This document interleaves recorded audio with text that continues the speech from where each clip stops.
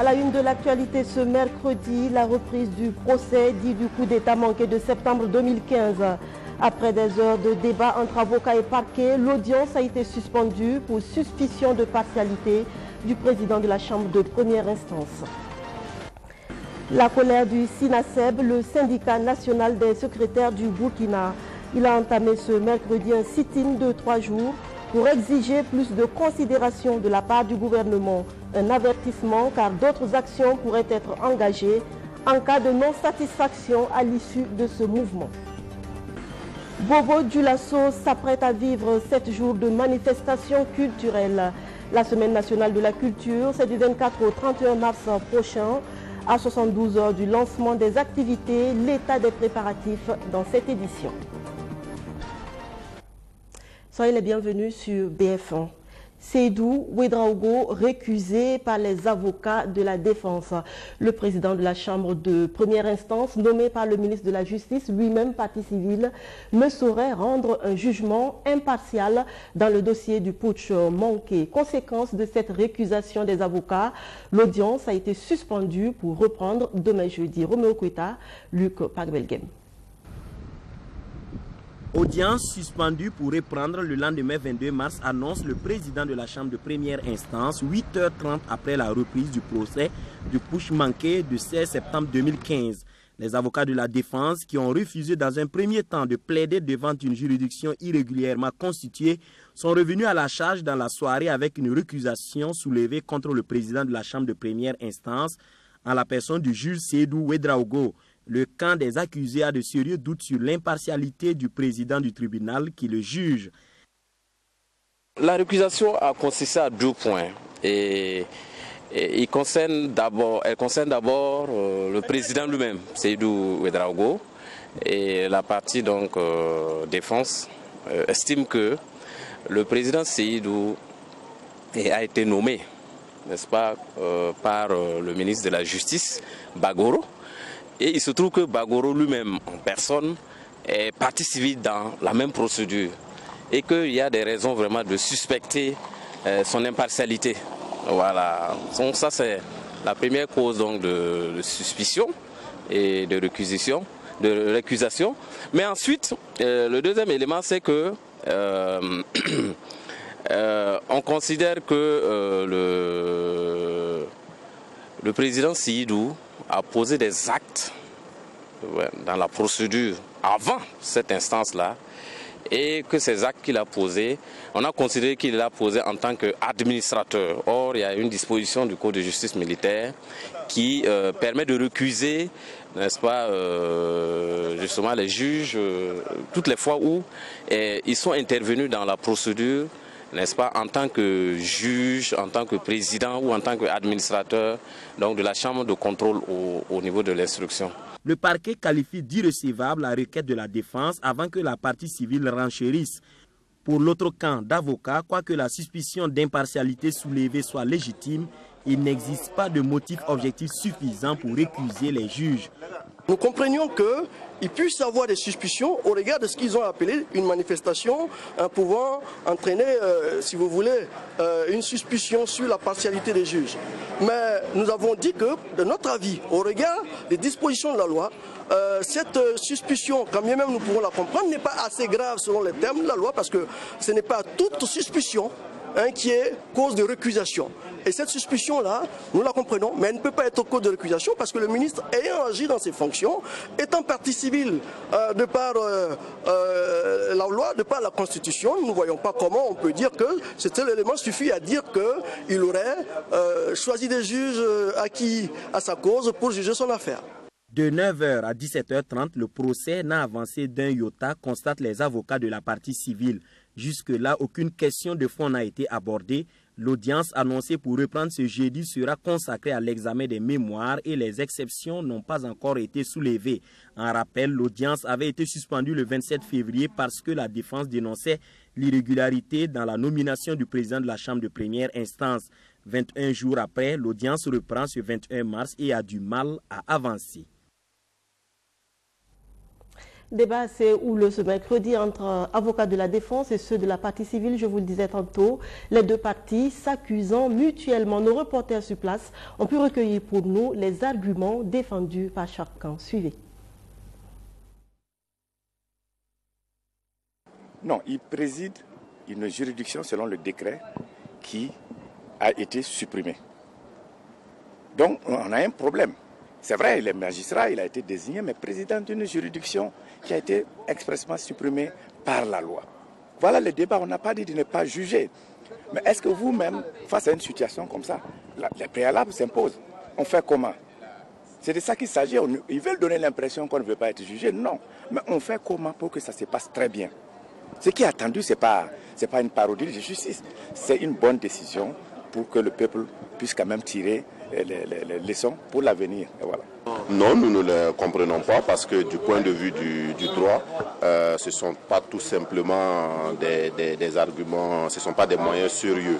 Donc à partir de ce moment, si juridiquement nous ne les comprenons pas, en termes d'opportunité, nous comprenons dès lors que nous savons que la défense veut simplement mettre des grains de sable dans la roue du procès. C'est leur stratégie de défense qui était déclinée depuis longtemps. Il s'agit, comme on le sait, depuis longtemps de contester la légitimité de la juridiction pour ne pas assister tout simplement au procès. Sur la question de la désignation des juges de ce procès, le gouvernement a été interpellé ce matin. Les journalistes ont profité du Conseil des ministres pour arracher des mots au porte-parole du gouvernement sur la question aussi des deals d'audience au palais présidentiel. La réunion hebdomadaire de l'exécutif qui avait à son ordre du jour des questions orales sur la sécurité, l'éducation et la santé. On fait le point avec Bessogré Gyon Somda. Bientôt, un centre régional de santé à Zignaré dans la province de Lubritanga. C'est ce qui ressort du point du Conseil des ministres du mercredi 21 mars. Face à la presse, le ministre de la Communication, porte-parole du gouvernement, en a profité pour faire le point des centres régionaux de santé de notre pays. C'est une infrastructure qui est sur le point de s'achever, donc il fallait le trouver donc le cadre légal dans lequel l'infrastructure et les travaux allaient être faits. Il faut savoir que c'est à peu près 350 lits qui sont prévus dans ce centre régional de Zignaré et qu'aujourd'hui, à l'exception donc de Manga, toutes nos régions donc sont dotées d'un centre régional de santé. Donc, en ce qui concerne Manga, les travaux pour l'appel d'offres sont en train d'être finalisés. Donc, nous avons aujourd'hui avec Zignaré 12 centres de santé régional donc, qui sont opérationnalisés. Après avoir donné la quintessence des communications orales du Conseil des ministres, notamment sur les questions de l'éducation dans la région du Sahel et de la sécurité dans la région de l'Est, le ministre s'est également attardé sur deux sujets brûlants de l'heure. Le premier, portant sur le procès du putsch manqué et plus précisément sur la nomination des juges. Non, pas particulièrement, vous savez que le ministre de la Justice nous fait le point en tant que ministre de la Justice de tous les aspects de procédure judiciaire en cours. Mais nous sommes contents que la séparation des pouvoirs soit une chose actée dans notre pays. Et nous en tenons aux expressions donc, des décisions du Conseil constitutionnel. Il n'y a rien d'autre à dire sur cette question-là. Le deuxième sujet a porté sur les audiences accordées à la présidence moyennant de l'argent. Le communiqué de la présidente du FASO est suffisant pour les membres du Conseil des ministres. Et comme il a été dit, je pense que si on veut faire fonctionner notre démocratie et partant notre justice, que les personnes qui ont été dans cette situation-là dénoncent les faits. Voilà ce à quoi je peux m'en tenir, conformément à ce que le communiqué a dit.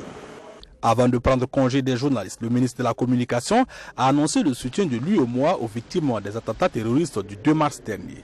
Ainsi, la structure ouest-africaine a offert plus de 300 millions de nos francs aux victimes, une somme reçue par le ministère de la Défense. Le gouvernement burkinabé que le SINASEB accuse de mépris vis-à-vis des secrétaires. Le syndicat national des secrétaires du Burkina est décidé à faire respecter ses membres et cela passe par la valorisation de leur métier et l'amélioration de leurs conditions de vie et de travail. Un sit-in dit d'avertissement a été lancé sur l'ensemble du territoire national ce 21 mars. Natacha Ouedraogo. Après plusieurs grèves en 2017, pour exiger du gouvernement l'amélioration de leurs conditions de vie et de travail, les secrétaires n'ont toujours pas eu satisfaction. À ce jour, aucun point de la plateforme revendicative du syndicat national des secrétaires du Burkina SINASEB n'a été satisfait. Ce 21 mars 2018, le syndicat revient à la charge. Il observe un mot d'ordre de sit-in de 72 heures. Nous corrigeons les fautes. C'est nous qui donnons les idées. Derrière un grand chef, il y a une grande secrétaire. Les points clés de notre plateforme revendicative étaient la revalorisation du corps, du métier des secrétaires. Pourquoi je dis la revalorisation? Parce qu'aujourd'hui, si on dit que tu es secrétaire dans l'administration publique, c'est comme, je m'excuse du terme, mais c'est comme si tu étais un raté de la société. Il n'y a pas une considération envers les secrétaires, quelle qu'en soit leur catégorie. Je rappelle que le secrétariat est catégorisé. Il y a le C, il y a le B et il y a le A. Et quelle qu'en soit la catégorie que tu as dans l'administration, il n'y a pas une considération. C'est comme si tu étais un raté. Donc nous demandons à l'administration qui a créé ce corps de prendre soin pour la valorisation de ce corps de métier qui est un maillon de la scène de l'administration publique. En plus de la revalorisation du métier de secrétaire, le SINASEB dénonce des nominations par copinage. L'occupation illégale des postes de secrétariat par des agents non qualifiés. Pourquoi je dis des agents non qualifiés? Il y a des gens qui n'ont pas eu la formation pour occuper le poste de secrétariat. Mais ces gens, par le biais du trichement, si je peux dire ça, parce que par le biais du copinage, chacun prend sa copine ou son copain pour venir, parce qu'il pense que le secrétariat, c'est laissé à tout le monde. Alors que le secrétariat, c'est un métier qui a reçu des formations. Nous avons été formés à l'ENAM. Donc, nous qualifions tous ceux-là qui peuvent prétendre le nom secrétaire, là, tous ceux-là qui sont issus des écoles de formation professionnelle. Les premiers responsables du SINASEB sont catégoriques. Si à l'issue des 72 heures de sit-in rien n'est fait, les grands moyens seront déployés pour la suite de la lutte. L'université Norbert Zongo de Koudougou officialise ses conventions de collaboration avec d'autres universités, les institutions de recherche et les entreprises. Les premières journées de la coopération interuniversitaire ont pris fin hier mardi. Des journées débutées la veille en présence d'autorités universitaires, d'ambassadeurs et d'étudiants. Le témoignage de Kwame Hervé Dapa. Université Norbert Zongo de Koudougou. Un nom évocateur pour une institution qui tente de relever le défi de l'excellence rattaché à son appellation. Un engagement marqué ici par ses actes, une série de signatures d'accords cadres avec plusieurs universités publiques et privées du Burkina et de la sous-région. Objectif, formaliser les conventions de collaboration. Les contours de la mobilité des acteurs des institutions d'enseignement supérieur et de recherche ne sont définis par aucune convention interministérielle. Alors que nous parlons de la mobilité d'étudiants, d'enseignants, de chercheurs et d'harmonisation des pratiques administratives, académiques et financières. Aujourd'hui, les grands projets internationaux exigent un consortium d'institutions. L'acte qui atteste est la convention de collaboration. Donc je crois que ça ouvre de très belles perspectives pour nos diplômés. Ils ont véritablement besoin qu'il y ait un cadre formel d'intervention, de coopération entre nos universités. Ça permet également aux chercheurs de mutualiser un peu les équipements de recherche et permet de dynamiser la recherche pour trouver des solutions, voyez-vous, aux multiples problèmes qui se posent dans la société. Pour le ministre de l'Enseignement supérieur et de l'Innovation, il faut surtout insister sur le respect de la réglementation en la matière. On fait beaucoup dans l'informel, dans un milieu où on n'a pas besoin de faire dans l'informel. Il y a des règles claires pour que l'enseignant quitte Ouaga pour devenir enseignant à Koudougou. Il y a des règles simples pour qu'un chercheur vienne enseigner.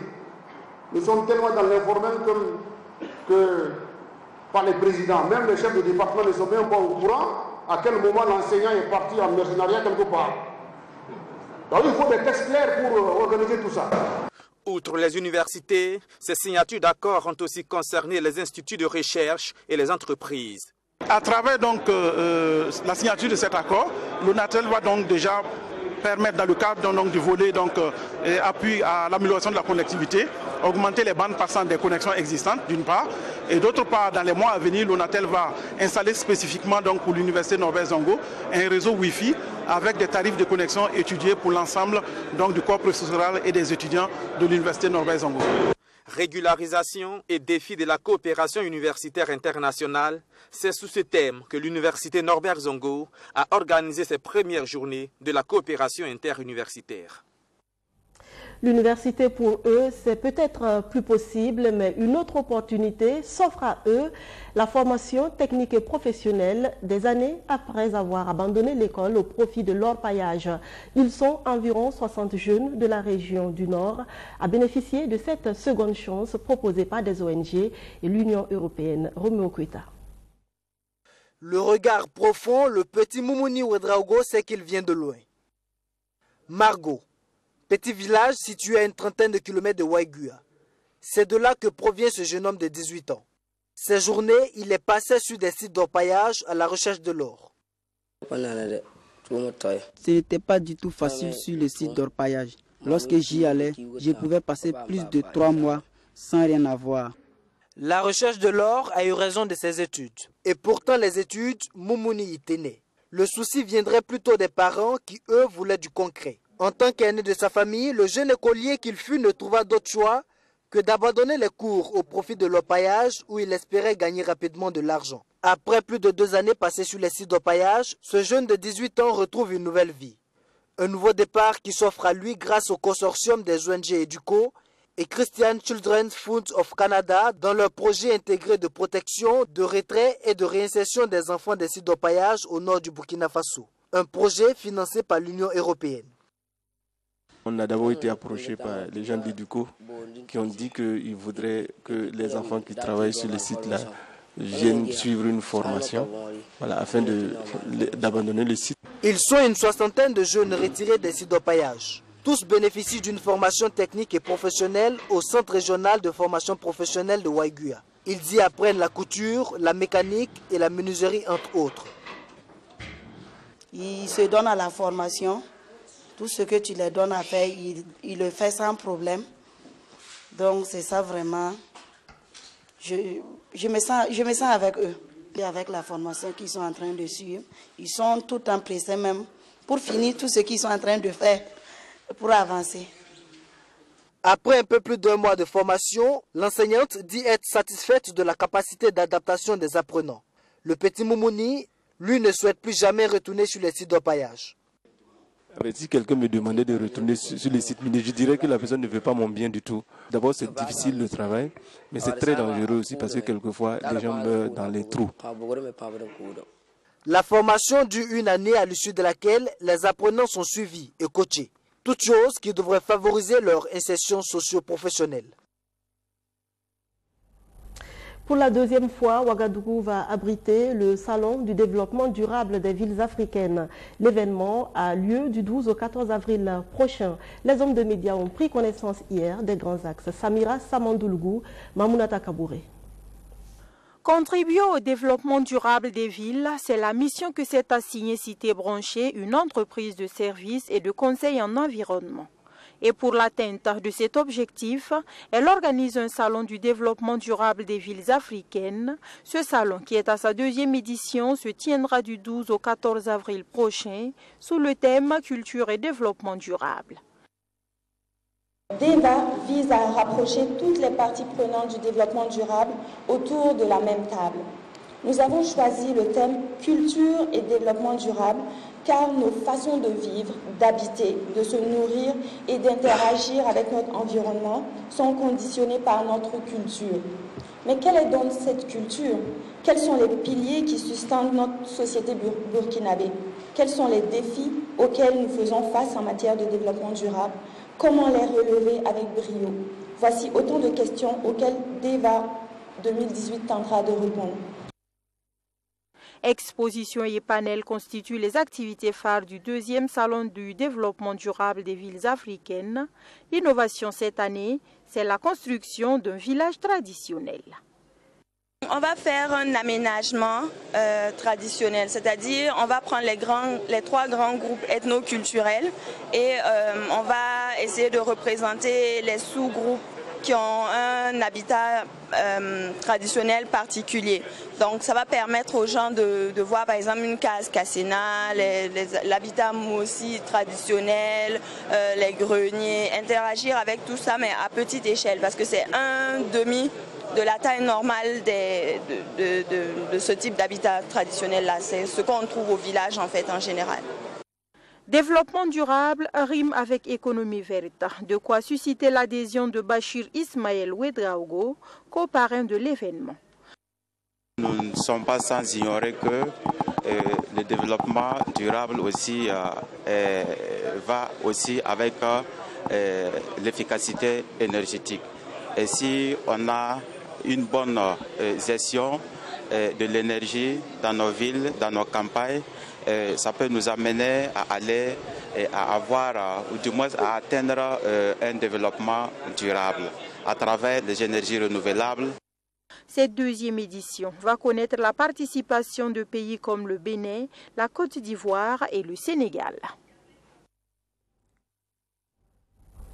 Face aux journalistes ce matin, le commissariat général des Koundé d'Or, la première conférence de presse des 18e trophées de la musique burkinabé a permis de dévoiler les nominés dans la catégorie or. Et pour la première fois depuis l'avènement de Koundé en 2000, deux femmes, Awa Boussim et Abibou Sawadouro, sont dans le trio de tête en compagnie de Don Charles de Batoro, Samira Samandoulgou, Alfred Thuy. Don Charles de Batoro, le parolier, Abibou Sawadogo, l'artiste traditionnel Mouaga, Awa Boussim, la chenille devenue papillon, l'artiste à la voix puissante et imposante. Ce sont eux les nominés au Koundé d'Or 2018. Un d'entre eux devrait succéder au chanceux Imilo, lauréat de l'édition dernière. La liste des nominés a été dévoilée ce matin par le commissariat général des Koundé. Cette 18e édition s'annonce particulière par rapport aux 17 autres. Aujourd'hui, le challenge du commissariat général de Koundé, c'est de faire en sorte que les Koundés qui vont se tenir au palais des sports soient de haut rang, de sorte à ce que tout le monde nous dise, bon, c'est plus la peine de retourner à la salle de banquet.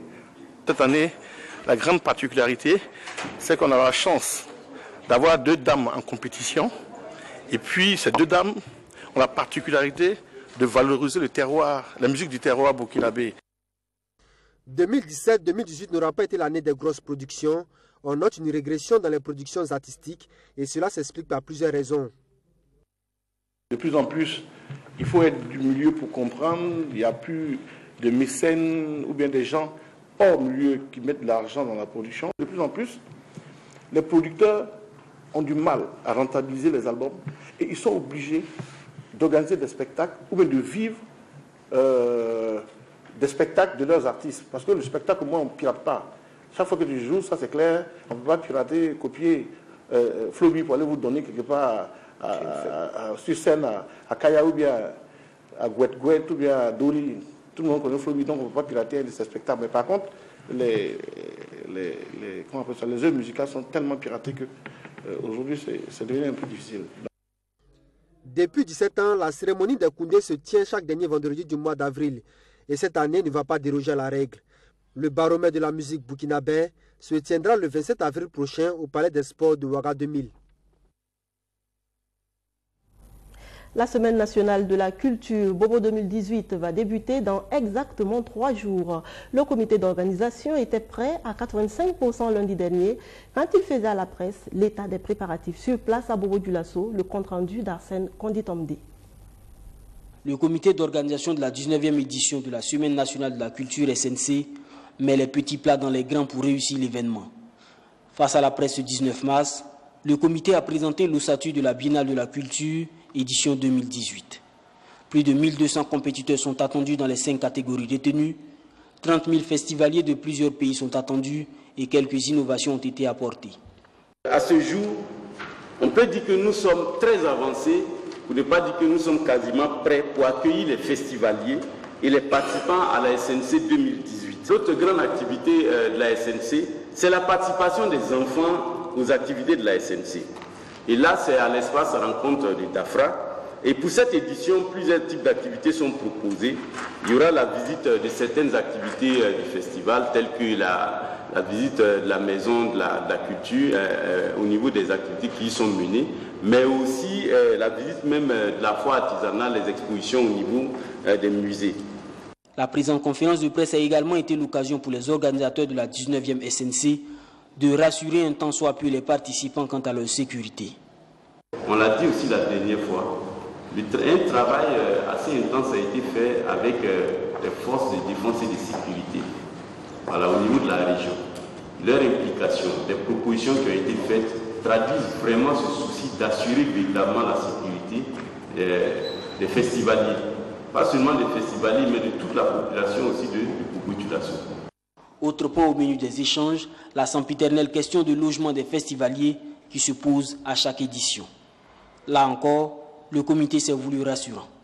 Cette année, le pari qu'on doit tenir, ce sera d'éviter que les festivaliers puissent se plaindre encore de conditions de logement. Ça, je crois que c'est un travail qu'on est en train de faire et j'ai bonne foi qu'on puisse le réussir. Toutes les dispositions ont été prises pour que les gens soient le mieux logés possible et qu'ils puissent s'exprimer sereinement. La 19e semaine nationale de la culture va se tenir du 24 au 31 mars et son budget prévisionnel est de 600 millions de francs CFA. La contribution de l'État est de 450 millions et 150 millions sont attendus des sponsors et des partenaires. Les hommages du président du Faso à l'homme politique Jean-Baptiste Natama, décédé dimanche dernier à son domicile de Ouagadougou à l'âge de 54 ans. Rockmark Christian Caboret est allé s'incliner devant la dépouille de l'illustre disparu. Cet après-midi, le chef de l'État salue la mémoire d'un homme qui aura eu, selon lui, une carrière militaire, administrative et politique exemplaire, pleine d'humilité, de professionnalisme et d'engagement. Le président du Faso s'exprime au micro de Sandrine Zougouri. Un officier quand même de l'armée, supérieur de l'armée. Il a servi administrativement à plusieurs postes de responsabilité. Ce que nous pouvons retenir simplement, c'est quelqu'un qui a toujours eu beaucoup d'engagement, beaucoup de professionnalisme dans son travail et je dirais qu'il a toujours bénéficié en tout cas d'une appréciation positive, je dirais, de ses supérieurs. Je tenais à dire que c'était un patriote qui s'est donné pour son pays et qu'à ce niveau-là, la nation lui restera reconnaissante. C'est l'occasion qui m'a été donnée aussi de présenter à toute sa famille, à tous ses proches, ses amis, mes sincères condoléances pour cette perte. Comme on dit, l'homme dispose, et l'homme propose et Dieu dispose. On souhaite que la terre de Burkina lui soit légère et qu'il repose en paix. Mais l'homme politique a assuré, je dirais, ses convictions. C'est quelqu'un qui avait ses convictions, qui se battait pour ses convictions, mais qui avait l'avantage de ne pas être quelqu'un de sectaire, ouvert à la discussion, ouvert aux échanges avec ceux-mêmes avec lesquels il n'était pas d'accord. Et je trouve que c'est vers cette tendance et ce choix politique que nous devons aboutir. Et je voudrais reconnaître également son action sur le terrain politique également, au-delà des aspects administratifs et militaires dont je viens de parler. Sachez que Jean-Baptiste Natama sera inhumé demain jeudi au cimetière municipal de Gunga à Ouagadougou. Djoulaoko Femi Madame Oletiban, autrement dit, il n'y a pas de début sans fin. Rien sur terre n'est éternel. Et le dernier mot revient au Tout-Puissant. Les hommes ont beau faire, c'est la volonté de Dieu qui s'accomplit toujours. Le bout du tunnel n'est pas loin. Courage à tous. J'espère vous retrouver demain pour un nouveau point sur l'actualité. Bonsoir.